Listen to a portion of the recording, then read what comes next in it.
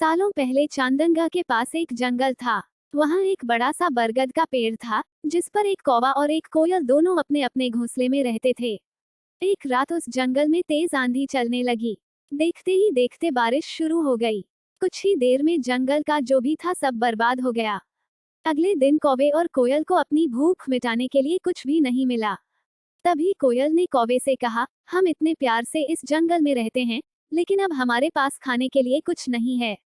तो क्यों न जब मैं अंडा दूं, तो तुम उसे खाकर अपनी भूख मिटाना, और जब तुम अंडा दोगे तो उसे खाकर मैं अपनी भूख मिटा लूंगी। कौवे ने कोयल की बात पर सहमति जताई। संयोग से सबसे पहले कौवे ने अंडा दिया और कोयल ने उसे खाकर अपनी भूख मिटा ली।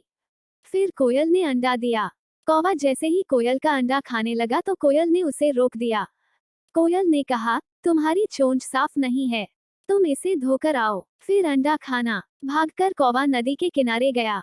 उसने नदी से कहा, तुम मुझे पानी दो, मैं अपनी चोंच धोकर कोयल का अंडा खाऊंगा। नदी बोली, ठीक है, पानी के लिए तुम एक बर्तन लेकर आओ। अब कौवा जल्दी से कुम्हार के पास पहुंचा। उसने कुम्हार से कहा, मुझे घड़ा दे दो, उसमें मैं पानी भरकर अपनी चोंच धोऊंगा और फिर कोयल का अंडा खाऊंगा। कुम्हार ने कहा, तुम मुझे मिट्टी लाकर दो, मैं तुम्हें बर्तन बनाकर दे देता हूँ।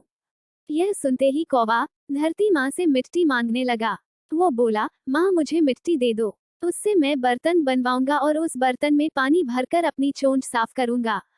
फिर अपनी भूख मिटाने के लिए कोयल का अंडा खाऊंगा।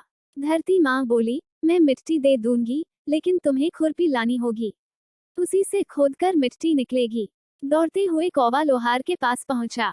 उसने लोहार से कहा, मुझे खुरपी दे दो, उससे मैं मिट्टी निकालकर कुम्हार को दूंगा और बर्तन लूंगा। फिर बर्तन में पानी भरूंगा और उस पानी से अपनी चोंच धोकर कोयल का अंडा खाऊंगा। लोहार ने गर्म गर्म खुरपी कौवे को दे दी।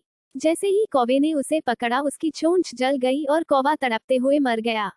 इस तरह चतुराई से कोयल ने अपने अंडे कौवे से बचा लिए। कहानी से सीख। कौवे और कोयल की कहानी यह सीख देती है कि दूसरों पर आंख बंद करके भरोसा नहीं करना चाहिए। इससे नुकसान खुद का ही होता है।